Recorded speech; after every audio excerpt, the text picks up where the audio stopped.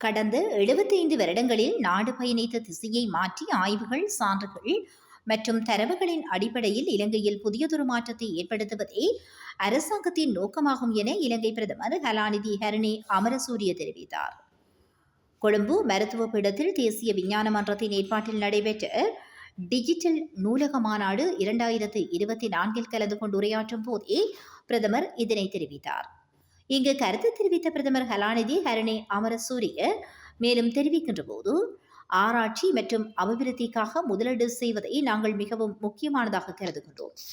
ஆராய்ச்சி மற்றும் அபிவிருத்தியில் முதலீடு செய்வது அரசாங்கத்தின் அபிவிருத்தி நிகழ்ச்சி நிரலுக்கு இன்றியமையாதது என்று நாங்கள் நம்புகின்றோம். கடந்த 75 வருடங்களில் நாடு பயணித்த அதே திசையில் அல்லாமல் நாட்டை புதிய பாதையில் இட்டுச் செல்வதே அரசாங்கத்தின் நோக்கமாகும். இது ஆராய்ச்சி, சான்றுகள் மற்றும் தரவுகளின் அடிப்படையில் இருக்க வேண்டும். கடந்த சில ஆண்டுகளாக நாம் எதிர்கொண்டுள்ள பாரிய பிரச்சினை குறிப்பாக உயர் மட்டங்களில் முடிவெடுப்பதில் விஞ்ஞானபூர்வ அடிப்படையில், ஆதாரங்களின் அடிப்படையில், தரவுகளின் அடிப்படையில் முடிவுகளை எடுக்காமல் இருப்பதாகும். இது மாற்றப்பட வேண்டிய ஒன்று. எனவே முடிவெடுக்கும் செயல்முறையும் ஆராய்ச்சி சமூகமும் மிகவும் நெருக்கமாக இணைந்து செயல்பட வேண்டும்.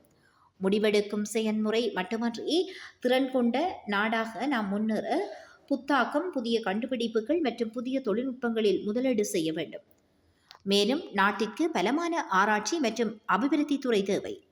இதுவரை ஆராய்ச்சி மற்றும் அபிவிருத்தி துறையில் முதலீடு மிக குறைந்த அளவிலேயே இருந்து வந்துள்ளது.